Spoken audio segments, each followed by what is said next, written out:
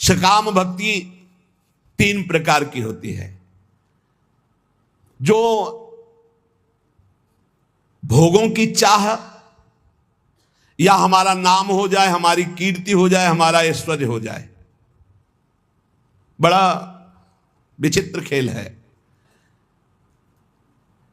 अपना नाम करना, गुणगान प्रभु का गा रहे हैं, नाम अपना चाहते हैं। कीर्ति प्रभु की गा रहे हैं, कीर्ति अपनी चाहते हैं। प्रभु की बात कर रहे हैं, प्रतिष्ठा अपनी चाहते हैं। भक्ति का स्वांग है, कामना है, यश कीर्ति नाम प्रतिष्ठा, विषय भोग, ऐश्वर्य, समुदाय। जिनके एक रोमकूप में अनंत ब्रह्मांड वास करते हो मेरे प्रीतम है, वो काफी हैं, तुम्हारी जरूरत नहीं। तुम्हें जरूरत हो तो आओ, हमें तुम्हारी जरूरत नहीं। तुम्हें जरूरत है तो द्वार खुला है। दिखरावा माते तिन अद्भुत रूप, प्रचंड रोम रोम प्रति लागे, कोटि कोटि ब्रह्मांड ब्रह्मांड निकाया, निर्मित माया रोम रोम प्रतिवेद कहे। आए हो तो भगवान है आप, हमारे आदर है। कभी ना आओ तो प्रश्न नहीं होगा।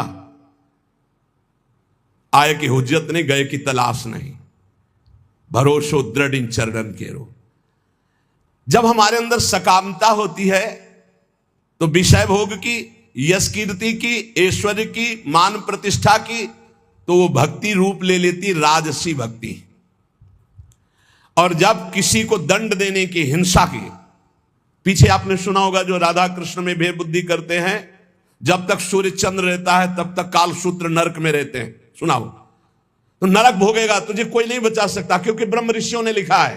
वो साप नहीं है, वो क्रोध नहीं है, वो हिंसा नहीं, वो दंड नहीं। वो जो दंड विधान लिखा हुआ है, जैसे अभी का जो परा स्त्री से भोग करता है वो इस नरक में डाला जाता है, और वहां लोहे की तपती हुई स्त्री से हजारों वर्षों तक उसका आलिंगन कराया, ले भोग। अब ये साप नहीं है, ये दंड विधान है। उस विधान का फल वर्णन किया जाता है। जो दूसरे की हिंसा करने के लिए, दंभ दिखावा करने के लिए, मत्सरता, ईर्ष्या, द्वेष, ये तामसिक भक्ति। भक्ति तो करता है पर तामसिक भक्त है। और जो अपने मोक्ष की कामना, पाप नाश की कामना, कैवल्य परम पद की कामना, इसे सात्विक भक्ति कहते हैं। लेकिन इन तीनों भक्तियों से ऊपर उठी हुई उत्तमा भक्ति होती है। उत्तमा भक्ति चित्त स्वरूपा होती है। इसके 3 भेद होते हैं। पहला साधन भक्ति, दूसरा भाव भक्ति और तीसरा प्रेम भक्ति। इंद्रियों के द्वारा सारी की सारी चेष्टा प्रभु के लिए होना, जैसे नाम कीर्तन करना है, नाम जप करना है, लीला चरित्र सुनना है, सेवा करना है, परिक्रमा करना। इंद्रियों के द्वारा, कर्मेंद्री, ज्ञानेंद्री के द्वारा मन सहित सारी चेष्टाएं प्रभु के लिए होना, उसे साधन भक्ति कहते हैं। इस साधन भक्ति में 2 गुण प्रकाशित होते हैं बड़े जोर के, क्लेशग्नि, शुभदायिनी। सारे क्लेश नष्ट कर देती है साधन भक्ति। उत्तमा भक्ति के 3 साधन, 3। पहला है साधन भक्ति, दूसरा है भाव भक्ति, तीसरा है प्रेम भक्ति। इस भेद को समझो। पहले साधन भक्ति, अगर पहली सही है तो दूसरी आ जाएगी भाव भक्ति, और भाव भक्ति सही है तो तीसरी प्रेम लक्षणा भक्ति जागृत हो जाएगी। पहली में ही कितना लाभ शुरू हो जाता साधन भक्ति में।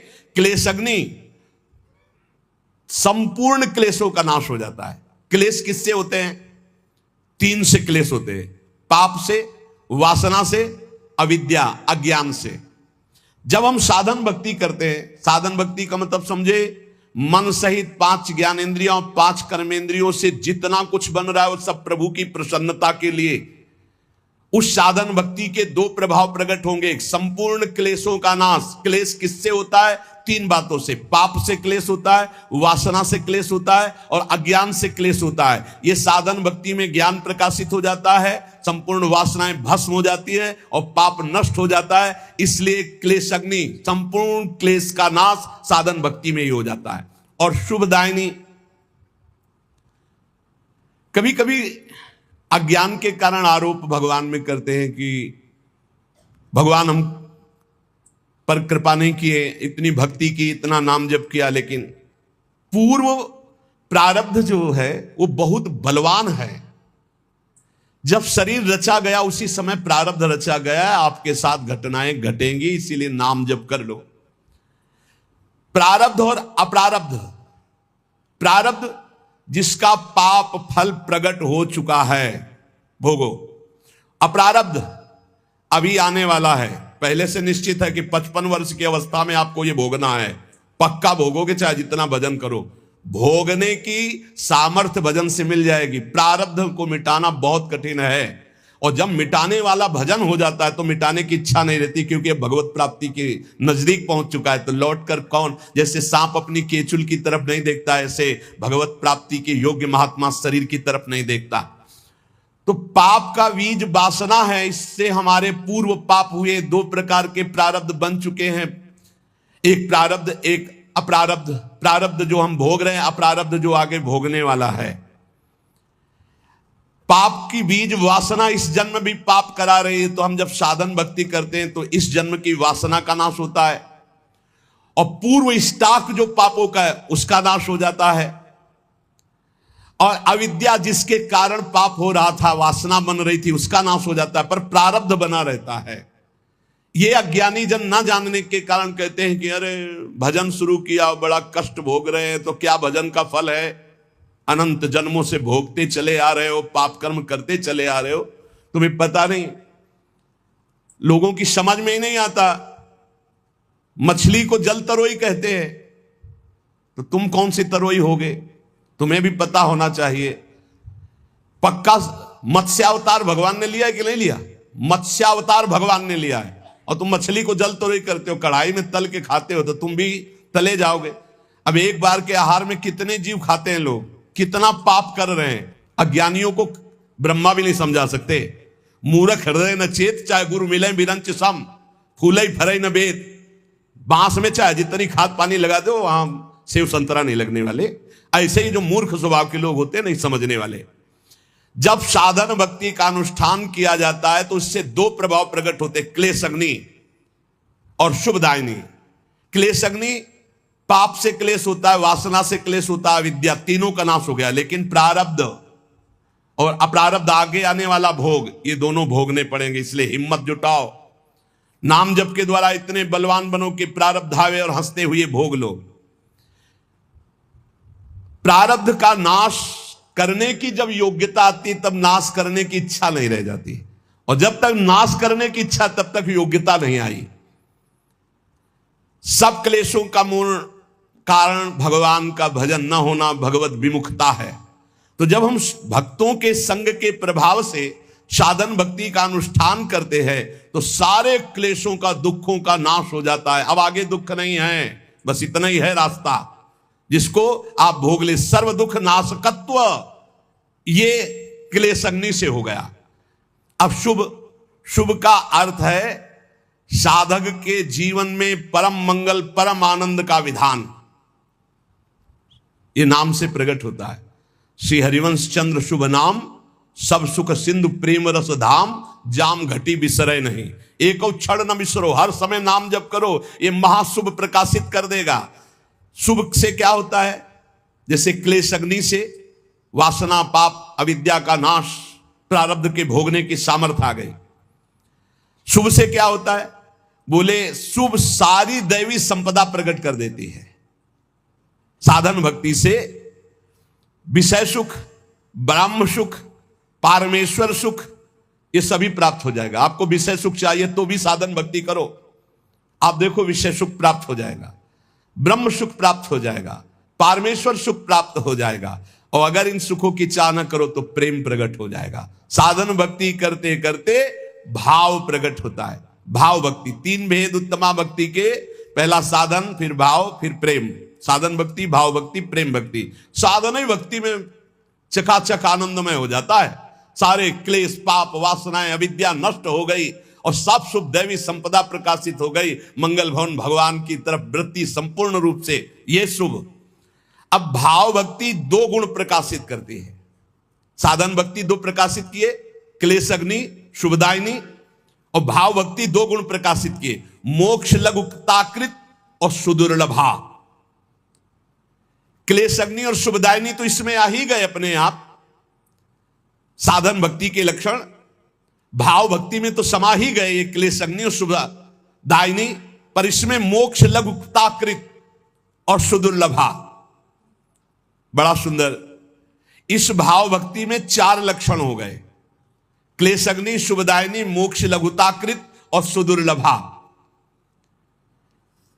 मोक्ष लघुताकृत, इतना आनंद प्रकट होता है भाव में कि मोक्ष भी लघु लगने लगता है। वो जब भाव प्रकट होगा, भावोत्सवेन भजताम, भाव प्रकट होगा तब आपको पता चलेगा कि मोक्ष सुख भी कड़ुआ लगने लगता है। इसलिए प्रेमी महापुरुषों ने मोक्ष स्वीकार नहीं किया। और सुदुर्लभा, भगवान की उस सुदुर्लभ दिव्य दिव्य गुण, दिव्य दिव्य रहस्य, दिव्य दिव्य भाव उसके हृदय प्रकट होते हैं जो अन्य किसी साधन से नहीं प्रकट हो सकते। तब उसमें महामहिम प्रेम लक्षणा भक्ति जागृत होती है। अब प्रेम लक्षणा भक्ति में अपने 2 गुण प्रकाशित हुए, सांद्रानंद विशेषात्मा पहला, और दूसरा श्री कृष्णा आकर्षणी, ये 2 गुण। तो प्रेम लक्षणा भक्ति में 6 गुण उपस्थित हो गए। जो साधन भक्ति में क्लेशग्नि शुभदायिनी और भाव भक्ति में मोक्ष लघुताकृत और सुदुर्लभा, ये तो प्रेम भक्ति में है ही। और प्रेम भक्ति के अपने 2 मिल गए, सांद्रानंद विशेषात्मा और श्री कृष्णाकर्षणी भक्ति 6 लक्षणों से युक्त हो गई। क्लेशग्नि शुभदा, मोक्ष लघुताकृत सुदुर्लभा, सांद्रानंद विशेषात्मा, श्री कृष्णाकर्षणी चिसा। क्लेश नाशनी शुभदायिनी इस साधन भक्ति में हो गया। मोक्ष लघुताकृत का तात्पर्य है धर्म अर्थ काम मोक्ष, ये सब व्यर्थ नजर आने लगते हैं जब भाव प्रकट होता है। श्रीमद् राधा सुधा निधि में धर्माद्यर्थ चतुष्टयम विजयताम किम तद व्रथा वार्ताया, धर्म अर्थ काम मोक्ष की बेकार की वार्ता हमारे सामने कहते हो, जगत में विजयी रहे मेरे सामने। जैसे भाव में डूबे हुए भरत जी महाराज कह रहे हैं, अर्थ न धर्म न काम रुचि गति न चहो निर्वाण, जन्म जन्म रति राम पद यह वरदान नान। तो मोक्ष लघुताकृत का तात्पर्य है सालोक्य सारूप्य सामीप्य सारिष्ट सायुज्य, 5 प्रकार के मोक्षों का भी त्याग। दीयमानम न गृहणत्य बिना मत सेवनम जनाहा। धर्म अर्थ काम की तो बात जाने दो, 5 प्रकार के मोक्षों का भी त्याग हो जाता है जब भाव भक्ति का प्रादुर्भाव होता है। और सुदुर्लभा, सब सिद्धियां, बड़े बड़े सुख, बड़े बड़े लाभ, बड़े बड़े रहस्य, ये सब उसके सामने होते हैं जो भाव भक्ति में डूबा हुआ महापुरुष है। परंतु वो अपनी भाव भक्ति की प्रधानता से शीघ्र उन सबको क्रॉस करके प्रेम में पहुंचने वाला है, इसलिए किसी को स्वीकार नहीं करता, सब कुछ न्यौछावर कर देता है अपने प्रीतम के लिए और कृपा पर निर्भर हो जाता है। तब उसके अंदर प्रेम लक्षणा भक्ति जागृत होती है और उसका गुण प्रकट होता है सांद्रानंद विशेषात्मा। ये सांद्रानंद विशेषात्मा करोड़ों ब्रह्मानंद को भी इस प्रेमामृत के सामने नहीं गिनता, जिसके अंदर ये प्रेम लक्षणा भक्ति जागृत हो गई। एक ब्रह्मानंद क्या, करोड़ों ब्रह्मानंद भी उस प्रेमानंद के सामने एक कण की तुलना के भी बराबर नहीं। अपार अत्यंत महाप्रेम सुख उस भक्त को प्राप्त होता है जिसके अंदर प्रेम लक्षणा भक्ति जागृत हो जाती। और श्री कृष्णा आकर्षणी, बहुत जोर की महिमा इसमें। उसके आराध्य देव उसके पीछे पीछे बसीभूत होकर घूमते, प्रेम लक्षणा भक्ति से जो युक्त हो गया। एकादश स्कंद में भगवान ने स्वीकार किया, श्रीमद् भागवत में कह रहे हैं कि निरपेक्षम मुनिम शांतम निर्वैरम समदर्शनम अनुब्रजाम्य हम नित्यम पूये यत्रंगुरेणु भी। जो निरपेक्ष है, किसी की अपेक्षा नहीं रखते, मननशील है, हर समय मेरा मनन करते रहते। मुनिम, और शांतम, जो हर द्वंद्व को शांत भाव से सह जाते हैं। निरपेक्षम मुनिम शांतम निर्वैरम, जिनका संसार में किसी से भी द्वेष नहीं। समदर्शनम, जो सब जगह मेरे को देखते हैं, समता के भाव को प्राप्त हो गए। ऐसे महात्माओं के पीछे मैं डोलता हूं कि उनकी चरण रज मेरे ऊपर पड़ जाए। श्री कृष्णाकर्षणी का अभिप्राय है कि ऐसे प्रेमी भक्त के पीछे पीछे भगवान वशीभूत होकर डोलते हैं। भक्तन पाछे यो फिरे जेव बछड़ा संग गाय।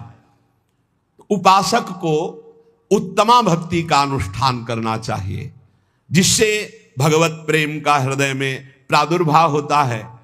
उत्तमा भक्ति के लिए साधन भक्ति अत्यंत अनिवार्य है, और साधन भक्ति का स्वरूप श्री महामहिम दादू दयाल जी कह रहे हैं, हम जीवें इही आसरे सुमिरन के आधार, दादू छिटके हाथ सो तो हमको बार न पार। बड़े महापुरुषों ने कहा है कि सुमिरन चल रहा तो हम जी रहे हैं, अगर सुमिरन नहीं तो हमारी मृत्यु समझो। परम महामहिम श्री नानक साहब जी की भीड़ कि नाम है तो हम जीवित है, नाम नहीं तो। अगर नाम छूटा, सुमिरन छूटा तो मानो हमारी मृत्यु हो गई। हमारा जीवन ही नाम है। ये ऐसा उत्तमा भक्ति के लिए सुमिरन चाहिए। उत्तमा भक्ति का साधन इस कोटि का चाहिए कि नाम है तो हम जीवित हैं, नाम नहीं तो देवर्षि नारद जी कह रहे तद स्मरणेन परम व्याकुलते थी।